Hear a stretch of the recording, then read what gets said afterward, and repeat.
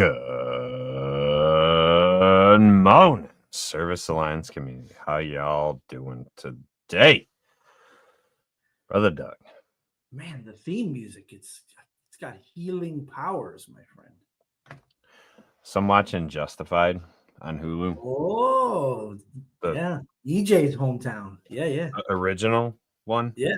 The first, because I watched the new one first, and then I had to go back and watch the original. I didn't know that there was an original. There was the original, yes. So the intro and outro music, my wife goes, man, I love this music.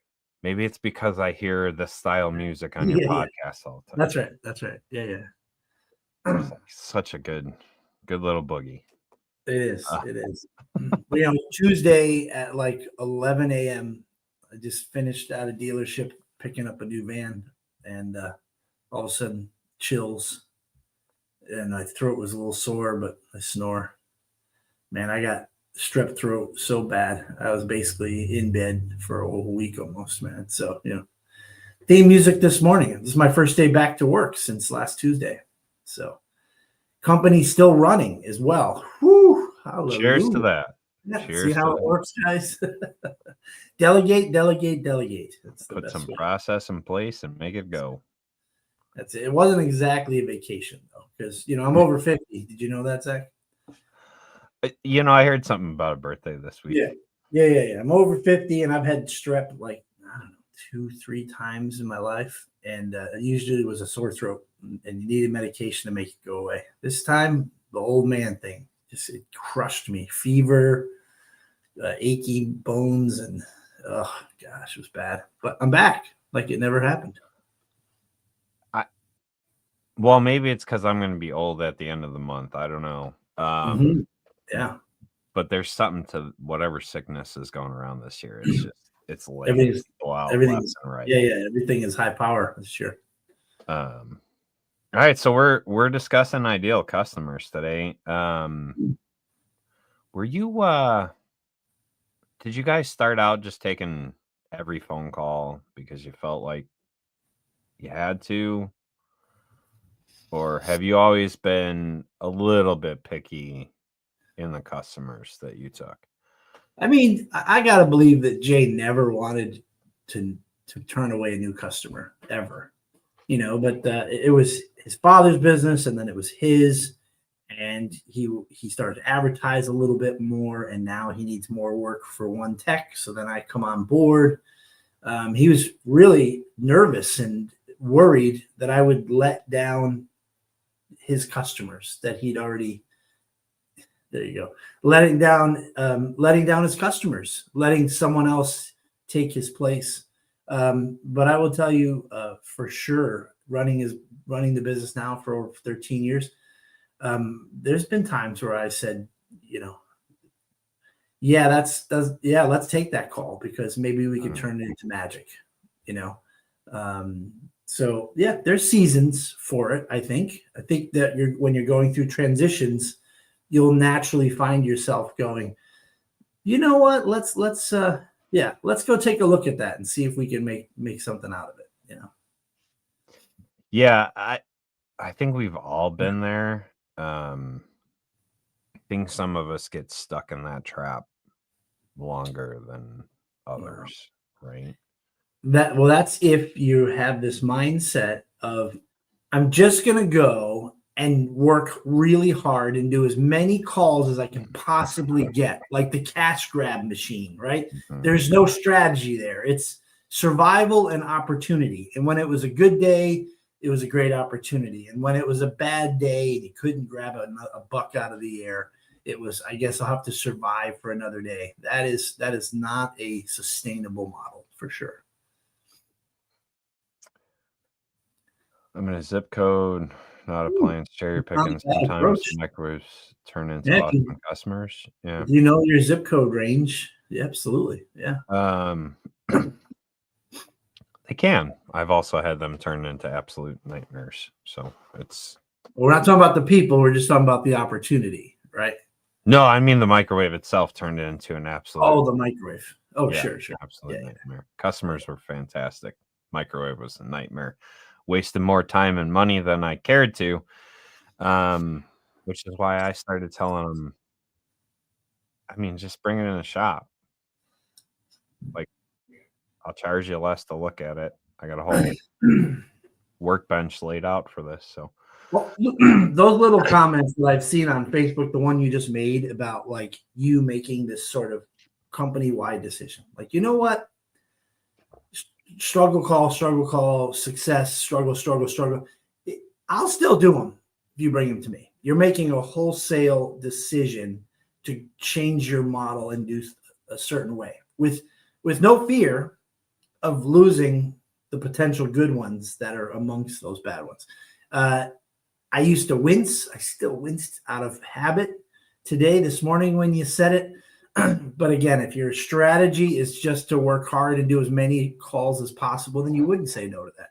But if you know where you're heading and you know that your schedule will be full, most likely, with calls that you want, customers that you want, by all means, not cherry pick, define who you are as a company and where your return on investment is. yep. Yeah, I got to a point where the bottom line, it was heading the wrong direction on microwaves and dishwashers in my area for me, for my business. That's not for everyone. I defined who I was, who my ideal customers were, and that's what we're going to talk about today, is kind of defining that for yourself. And I went after them, and I was super successful once I finally narrowed that down. When I was taking the shotgun approach and just going for everything and just answering every call and doing a bunch of crap that I didn't even do, right? Like, oh, hey, you work on this? Yeah, sure. I need a service call. So why not? Right? Like, that was the thought process going on in the back of the head. I found myself in a lot of trouble. And so once I was able to more clearly define who my ideal customer was, then I was able to actually truly pursue that and become pretty successful in that. So that's really where we're going to today. Let me just comment, because I'll forget this thought before I pray. COVID, I lost 4 techs in the first few months. They were just people that were like, I'm not interested in going in other people's homes. I don't know about this disease. And so we went down to about 11 techs. Reactively, because the opportunity was there because of COVID and not getting new appliances, we went from 11 techs to like 17 techs. Reactively, it was well, I saw people on Facebook doing a different approach. Holy cow, I got so much work. I can't keep, we're booked out for weeks. And so one approach was dishwashers and microwaves. I did research. I did some analysis on our side. We're not making money, so we're not going to do those appliances. Hey, what about your longtime customers who've used you for years? Are you worried that their competitors are going to take them? It doesn't matter, or I don't think they will, or absolutely they'll always come back to me, or sure, whatever. It's that survival perspective, because we were amongst COVID. The other approach would be to get your SOPs in place, get your business model running well, and then grow and expand on that opportunity, right? I'm not saying I did it right. I'm just saying that we went in that direction and we're still building off that momentum. So, but that was still reactive. I probably shouldn't even take much credit for our growth from 2021 to now, because it was COVID opportunity. But so there is some of that, by the way. I think that we have to respond to nature and to our community, but there still needs to be a strategic approach behind that as well. Absolutely. I will have nothing else to say the rest of this podcast, so I'll just get that all out right now. Well, pray us up now that we're 12 minutes in. All right. Oh, Lord God, you are our Alpha and Omega. You are the creator of everything. each one of us. Andrew and Adam, Garrison, Zach, TK, the names go on, Lord. You are the creator of each and every one of us. And you made us as something special in your image. And you love each and every one of us. Isn't it cool, Lord, that as a family, we can all feel and think and look differently about life. But we are all children of God. So we lift up people like Saul and Gasper and Joe Seeley and Ginny. People, Lord, we lift them to you and ask that the Holy Spirit shine upon them today. May they know you as their Lord, and they feel and sense your love and feel and sense your power, and are driven to serve and to love our neighbors. Lord God, protect our businesses, help guide us, help us use and be great stewards of the talents, the treasure, and the time that you've given each one of us. In Jesus' name, amen. Amen. I want to take an example actually from the church. This was a discussion that I just had with my friend and pastor in my church. A good chunk of the American church has kind of gone to this seeker mentality, right? Mm-hmm. So they basically looked at the congregation or these people that were looking to find a place, and said, well, what do you want? And they were like, entertain us, right? Like, that's what we're looking for, is entertainment. And so they kind of shifted their style of worship, of music and everything to this just very entertainment driven value. Mm-hmm. They let the customer, loose term there, dictate the product, the service. Mm-hmm. I think a lot of us, and now that's gone wrong, right? Like, these churches are crumbling and they're, it's just a revolving door of people. It's never a true community. And so they kind of let the customer dictate what that service was going to be. And it's left them chasing their tails. Contrast that with, teaching the word and doing things, building a community and whatever, right? And creating a solid community, a solid product, service for people who come in and can feel welcome, can feel at home. We do the same thing with our businesses.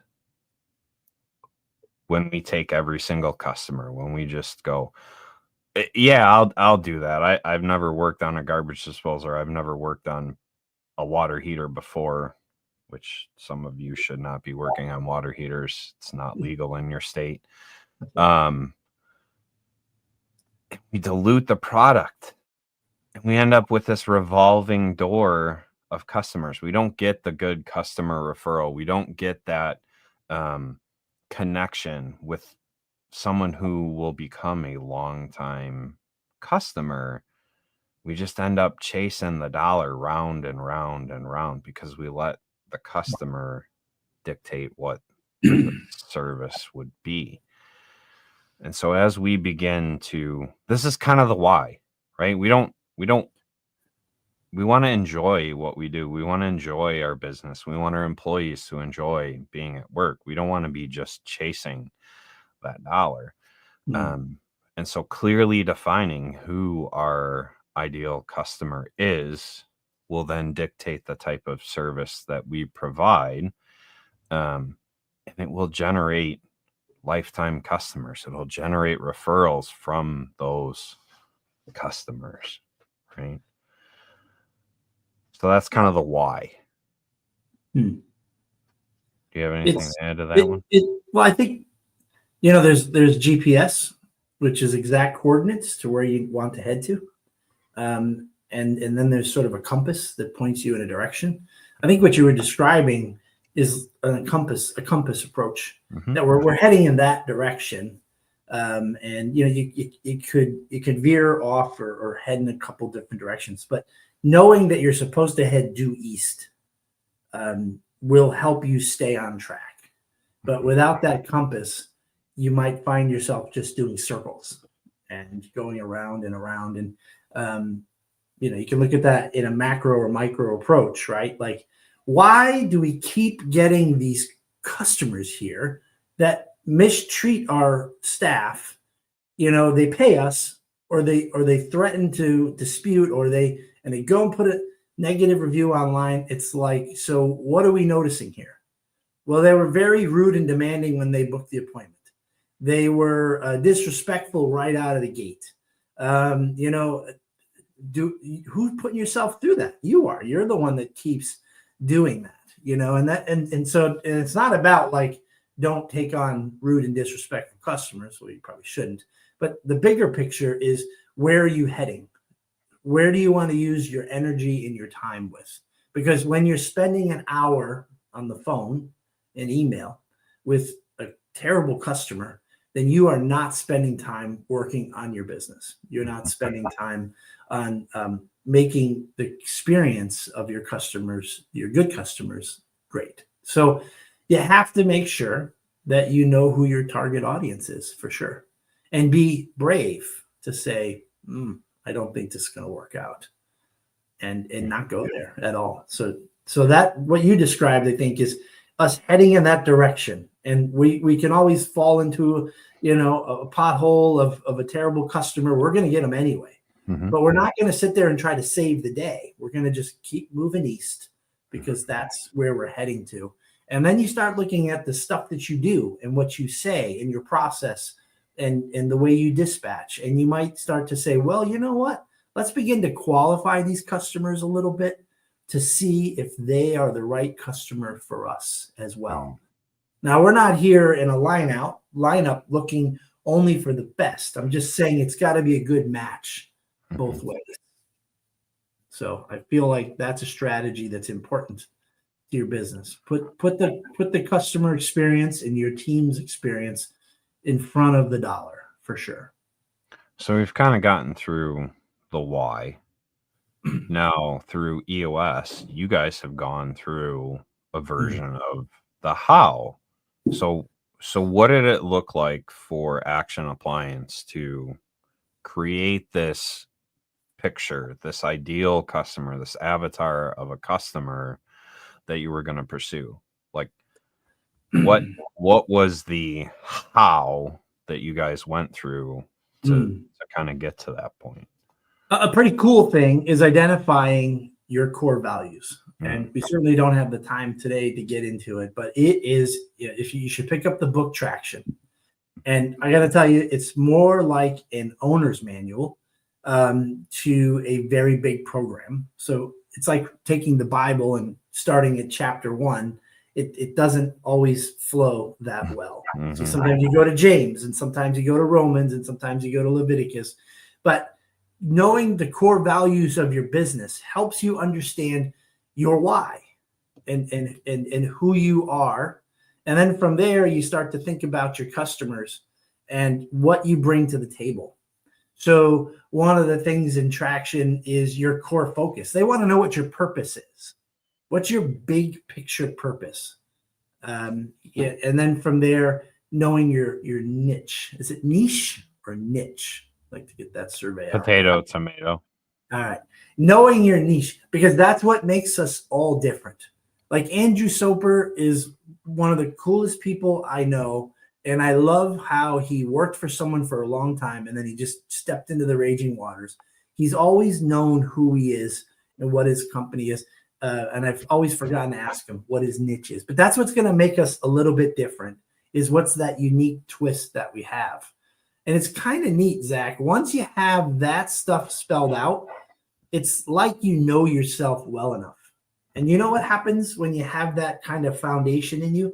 You can actually, for me, I'm speaking testimony to me, for the first time, I could begin to envision what 10 years down the road looks like for Action Appliance. I couldn't do that before really understanding in depth who we are, what makes us special, and what like brings joy to the company. What just makes us feel like we are in the zone in the moment, right? That's that niche and that purpose.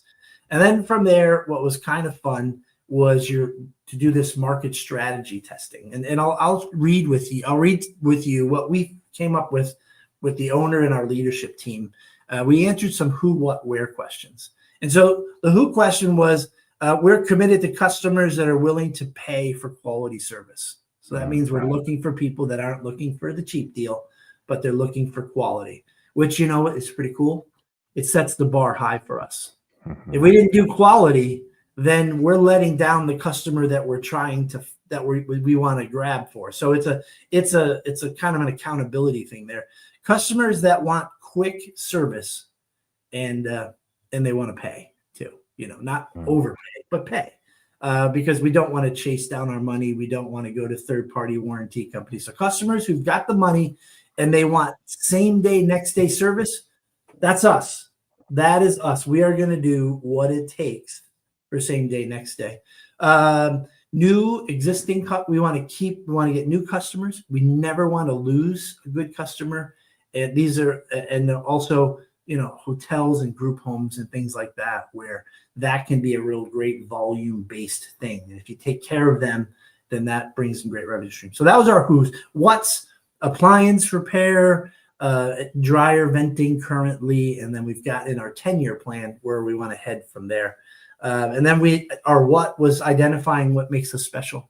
It's our specific service plans, the fact that we sell appliances to customers who, you know, can't or shouldn't get their appliance repaired. And then also maybe jumping into commercial appliance repair, because in our area, that's a weak spot. And another what is boutique brands. So we want to be known as the company that services everything, all brands, not for a trophy sake, but for simplicity's sake. Come to us, you know. So that, again, awesome accountability and pressure. That means that Ilve and Thor, how do we get their parts phone number? How do we get tech support? What is their warranties? Let's make sure when customers call us, we can share with them what we know about Thor and their warranty.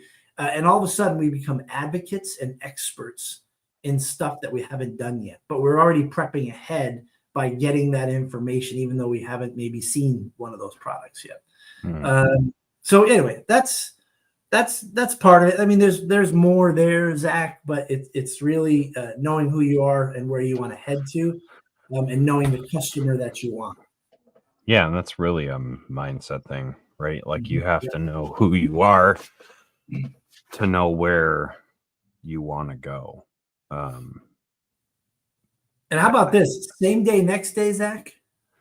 It's a hard thing to do. It wasn't in the late 90s or all through the 90s and early 2000s, because guess what?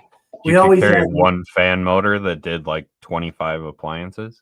Well, same day, next day, getting up and running. But you're absolutely right. If you can't fix it in one shot, you know, then that's something you got to communicate to your customer. But how about just, hey, Doug, I know you got 2 to go and it's 4 o'clock, but we've got a refrigeration no down in Weathersfield. We're going to add that to you. Oh, my gosh. All right. Well, don't forget, emergency on call. So you're going to make $150 on top of what you got paid on the call. I know. Yeah. And so that's not necessarily flying this way anymore. We can't always get employees to work busier or longer hours when needed. So we have to hire more technicians, which means that in the slow season, we have to come up with ways to keep everyone busy and full, you know, but we could probably lose 3 techs and they could all probably make an extra $10,000 to $20,000 a year, the rest of all those techs. But we're moving and changing with the people around us, the workforce today. They don't want the overtime always, and they don't really care about the money as much as I did. I was a greedy horde, I guess, right? It's a different time. Different time. So rather than put my head in the sand, we have to acknowledge the workforce today. Yeah. So for us, it's 3 more insurance policies on vans, 3 more vans, 3 more payroll, the costs of payroll and benefits. But it's the way we're going to continue to achieve that journey. Remember, the compass you set, the 10-year plan, is same day, next day service. And boy, oh boy, in our area, that is getting, our competition's having a harder and harder time doing that. Because it's getting busier in our area, in our region, and the competition's so far not stepping up. So we have a good crack at it. That's a good point as far as the how of identifying your ideal customer. We talk about knowing ourselves, and we've discussed this ad nauseum. You got to set your goals. You got to set your 10-year, your 5-year, your 2-year, your 1-year, your quarterly goals. Because if you don't know where you want to go, you don't know who you are, and you can't define who you want to work with, right? And so you really have to start with that internal look, get through all that stuff, and then you can begin to refine this. So if you still haven't done your 10-year, 5-year, 2-year, 1-year quarterly goals, get that done.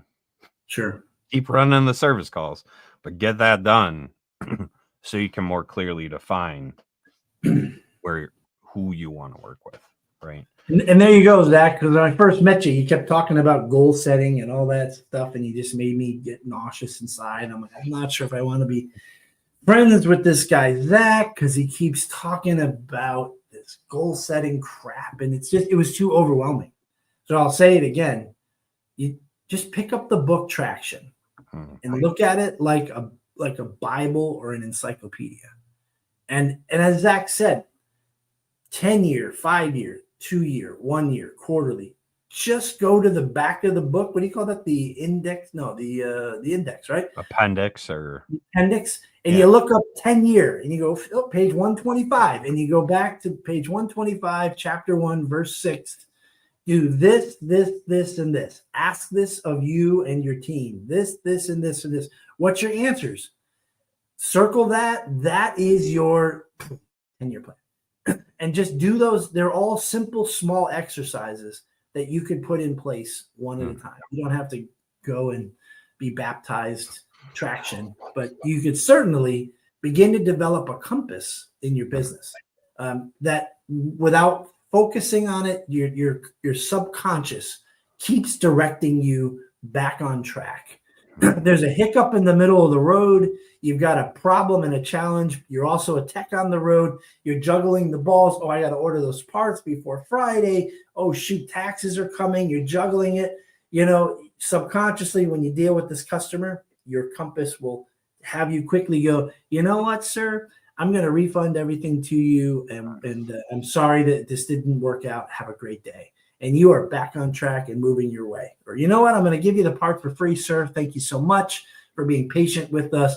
Do not service. And you just hit it and move on. And you're not even thinking about it because you know, thanks to Zach, that you need to set your compass in a direction.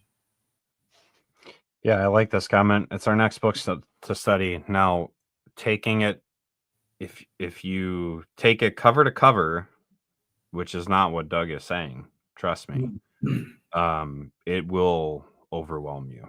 Yeah. It is a very dense book, and it will overwhelm you.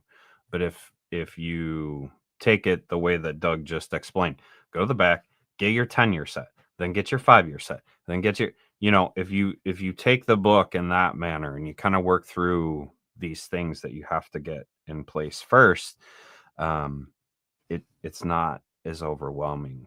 You see fruits that. Of this. You see fruits of doing it, and then you can pick up more and more of it as you go.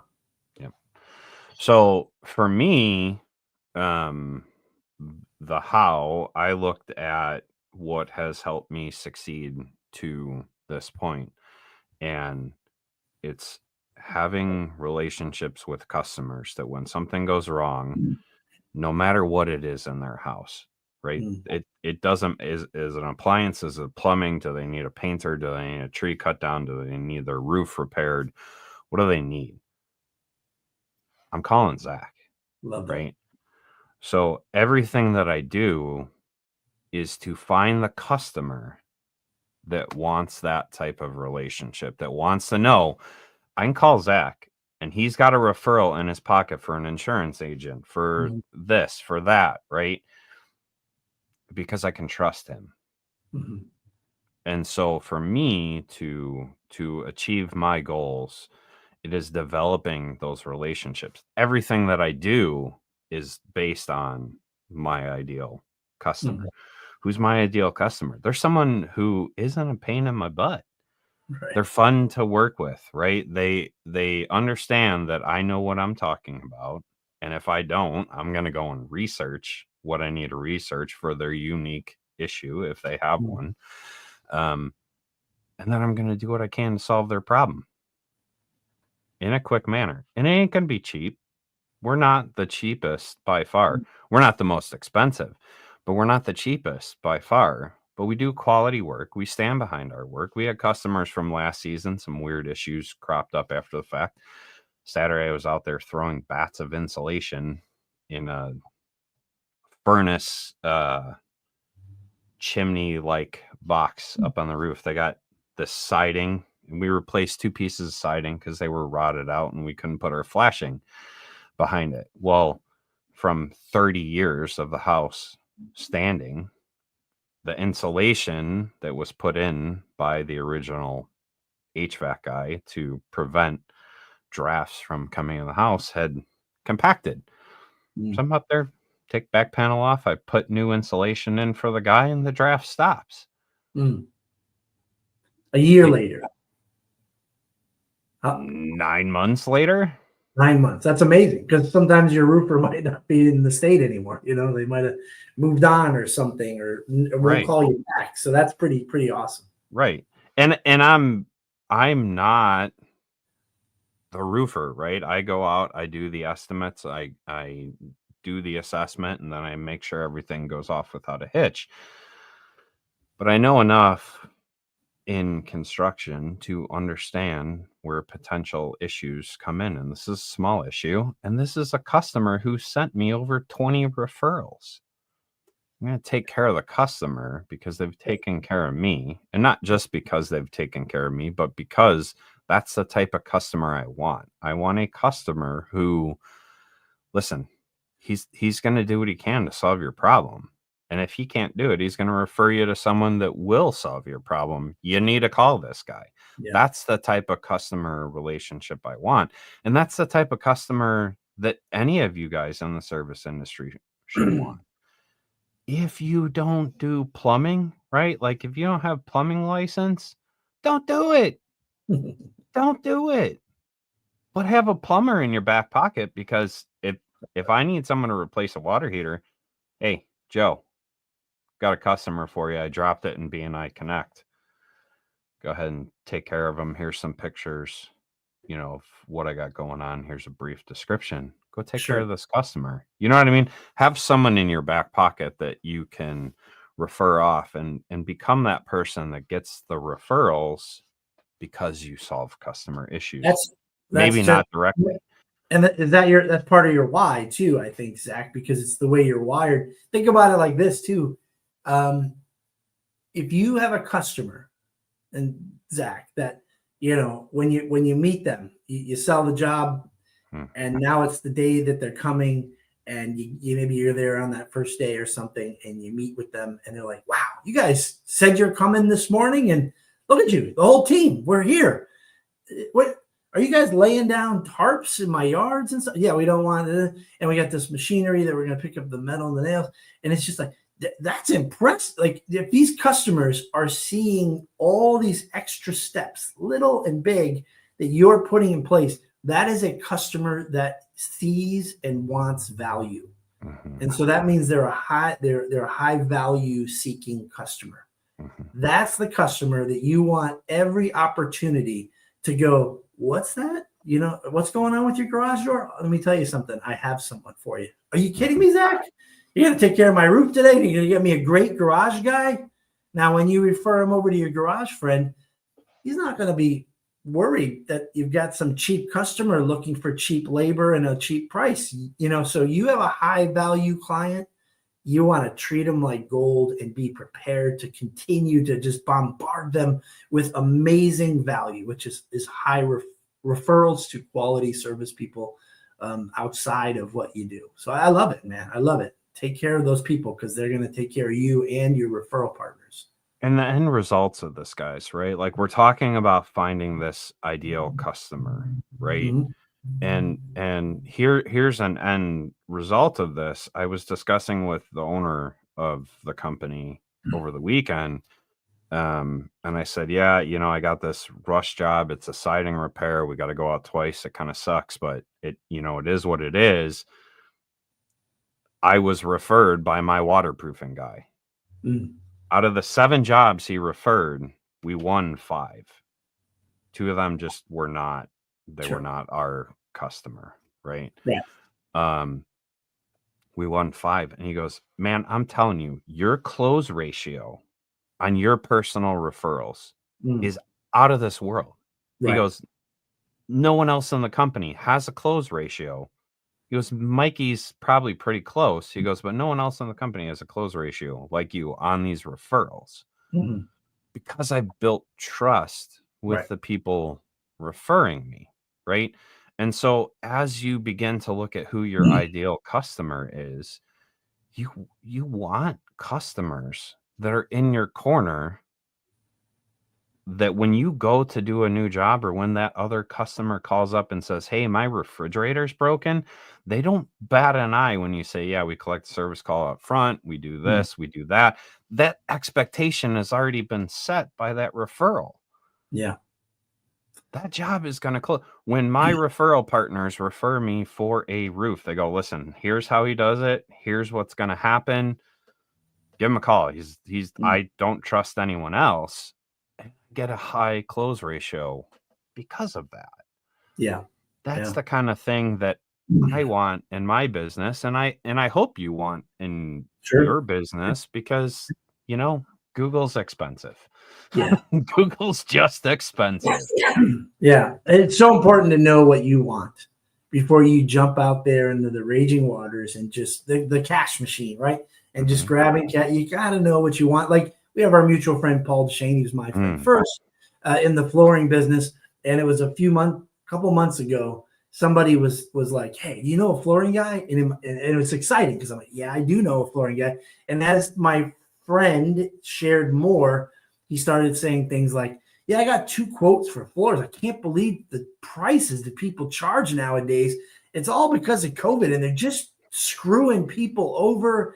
And I'm like, well, what kind of quote did you get? And he's like, I don't know. There's like over $2,000 to do this. And I'm like, is that a good price or not? And he goes, I don't know. I'm pretty sure I can find it cheaper. Do you know anybody? No, I don't know anybody. I'm not going to send Paul to this guy and have him waste his time. If my friend is looking for very, very low, cheap, someone who doesn't have insurance, someone's not going to answer the phone at this. I'm not judging my friend. I'm just saying I'm not going to send a high quality referral, because I wouldn't want Paul to send somebody who's just looking for the cheapest appliance repair out there.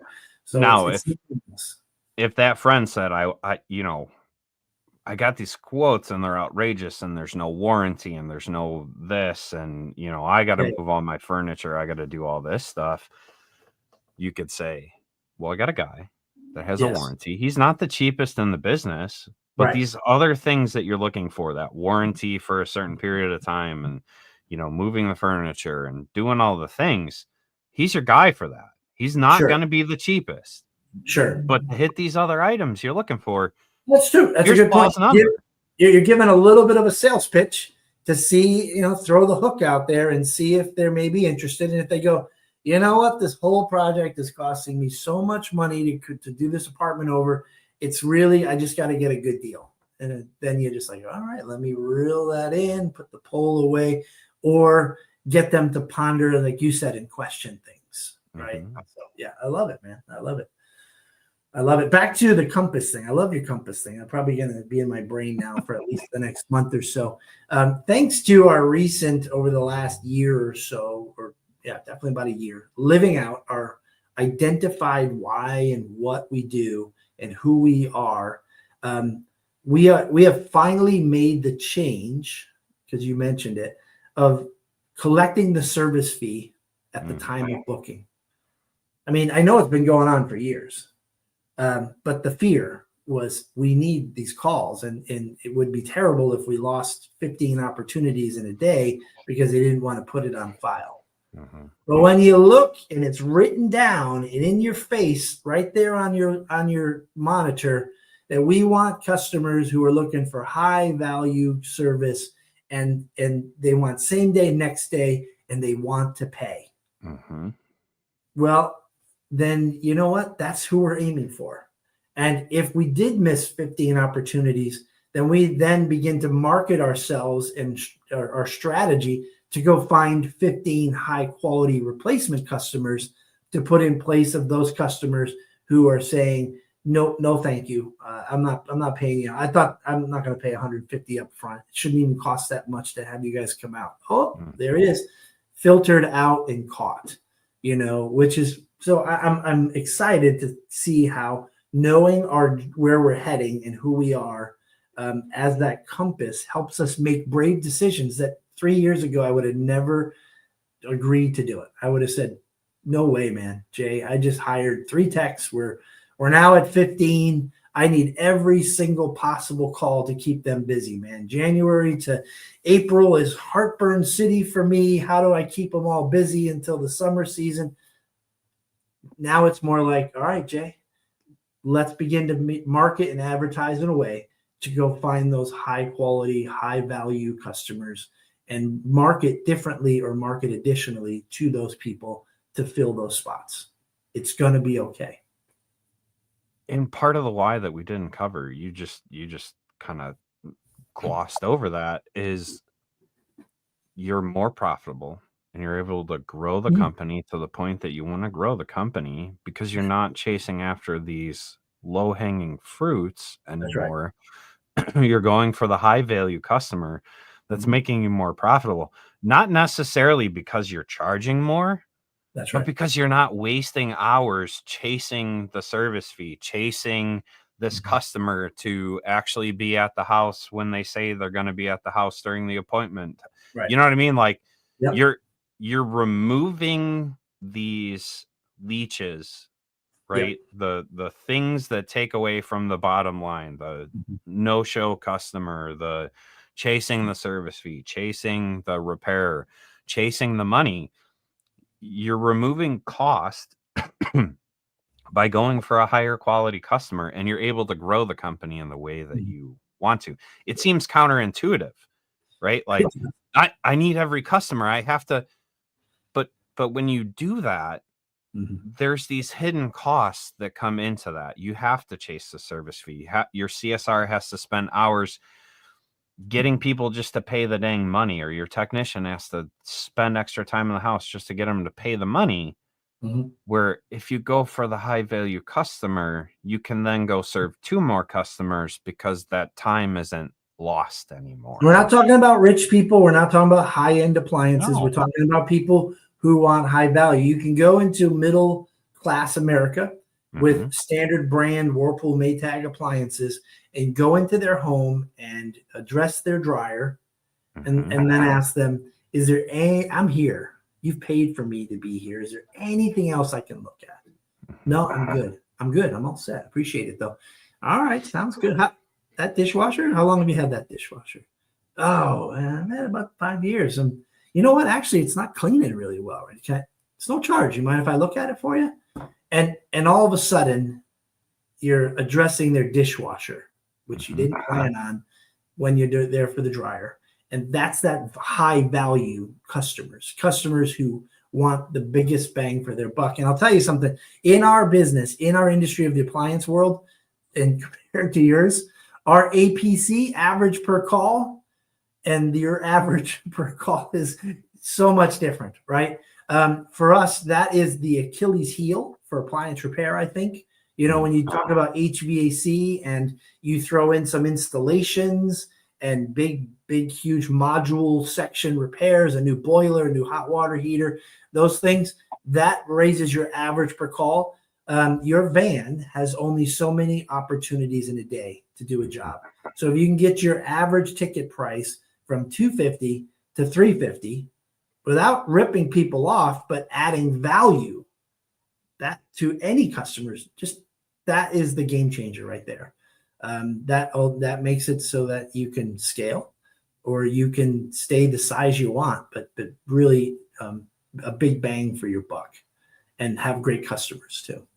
Love that. Customers who see the value in your technician taking the extra time and not coming back out, not getting charged another full service call to look at an appliance that maybe has been an issue, right? So having that as part of your customer avatar, because what that does for you is you're not paying your technician to go back again. You're not wasting the gas to go back again. Your CSR isn't on the phone talking to that customer again. Your technician's already there, already taking care of it. And you remove this bottom line leech just by asking the question, by having the right customer, by being in the right home. And again, it's not just rich people, like Doug said, it's people who understand the value of having high quality service. If that's who you are, if you're the guy that just wants to chase the money, then that's your ideal customer, and you need to create that as your customer avatar, and that's fine. We need guys like that out there. But jump on the bandwagon now. For every Dunkin' Donuts, I'm sure they're in most of the country, right? Dunkin' Donuts, CVS, McDonald's. Every time we go in there, we are so frustrated, underwhelmed, and unimpressed with the quality of customer service. Even going to the doctor, the nurse that doesn't say a single word and gestures me all around the hospital. I mean, the office like this. Oh, you want me to go stand on the scale? Oh, put your arm out. Okay. You know what I mean? This is what we're seeing for a customer experience. Here's our opportunity to wow them. Just open your mouth. Just have a great script. Communicate with them. Connect with them. Do what you say you're going to do always, which means you're going to have to be careful of what you say you're going to do. But if you do what you say you're going to do, you have already blown most customers away. And so I feel like people seeking high value customer experience will become sort of a thing. And maybe we'll see it on TikTok. It's like, we only want to go where they care about us as customers. Because right now I feel like we're uncared for in the customer service world. I think we can cover this real quick as we wrap up. Willing to discuss the cultural divide and found in requesting a credit card where certain parts of the culture are unable to acquire a credit card. So I look at it this way. You pay with your credit card before McDonald's gives you food. You pay deposits for certain services or products before you even get the product. You pay Amazon with your credit card before you get the dang product. And so if you can create the value like Amazon, hey, I stand behind it, right? I'm going to come out and I'm going to figure out what's going on with your appliance. But we have a lot of customers. I want to secure your spot. I need the credit card to do that, because otherwise I got to chase it and whatever. So however you create that value prop, people are used to putting their credit card out first before they receive the service. It's changed. More of that has happened throughout the country. Now, if you don't care about it, if you're okay with chasing that money and maybe not getting paid when you show up to the house, or maybe not having the customer present and then having to go back and waste money, it's fine. There's no judgment here. But if you set that value in, this is why we do it. It's to protect and make sure that our limited time, we're able to serve the customers who need served in the time frame that we need to serve them. this is the best way to do it. We collect the credit card up front because then we know that you're going to be home. It leaves spot in our limited time to service customers. And most customers are going to understand that. They've been dropping their credit card before they receive service or product for a long time now. For a long time. Yeah. Don't get in your own head that, hey, they're not going to do it. Maybe that's not your customer. Because the customer who's not willing to do it, have you experienced this? Typically, the customer who's not willing to do it, typically, there are exceptions, but typically, they're the customer that becomes the biggest problem. Yep. Because they don't see the value in your company. I mean, it's still pretty new for us, and I don't know how you can track, customers who refuse to do it and if they would have been a bad customer or not. But we've had customers that while we're doing the repair, we install the parts. They say, oh, I didn't have payment on me, even though we made it clear. And guess what? Most of the ones who say they don't have payment on them, like literally more than half of them, they actually have a problem with the repair or the price. And they're not mature enough to talk about it in the moment. So then we're chasing them down, contact. Then we get a hold of them. And then they go, well, before I pay it, I need a breakdown. Well, there it is. And now the integrity of that customer comes out, So I know it will minimize some of the chaos that we don't deserve to take on.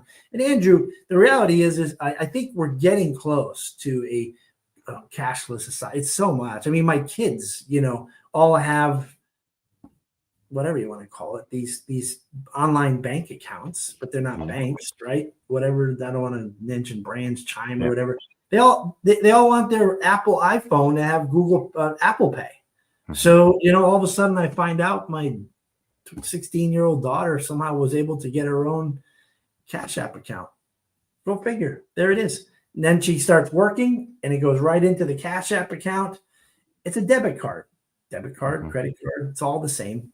So even my daughter could book an appointment at Action Appliance with her Cash App account, which is interesting. So I think we're moving in that direction, Andrew, that I don't think it's going to be a big major sticking point, and you can always tailor things in the moment. But it'd be interesting to find. I'll report back, Andrew, in another year, how many times the little old lady who said, I don't have a credit card, burned us. When it doesn't work out, And he says not refuse, can't. Every bank has a debit card at this point. That's right. Right? Like, I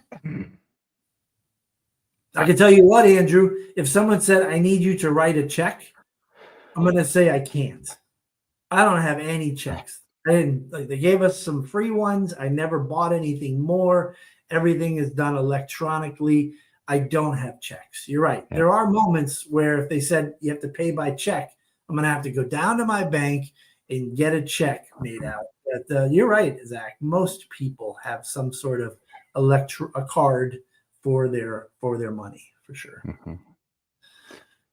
So next month, coming up this next month, TK is going to be sharing on property management work, which kind of lends itself to some of this. Some of you guys are in a property manager rich area, and TK's kind of mastered how to work with property managers. So April 19th is our next mastermind, property management work. Put it on your calendars. If you're an all access member, it is free to join. If you're not an all access member, servicealliancegroup.com, go over there, become an all access member, and you can join us in the next mastermind and kind of hear how to work with property managers and add more value to your company.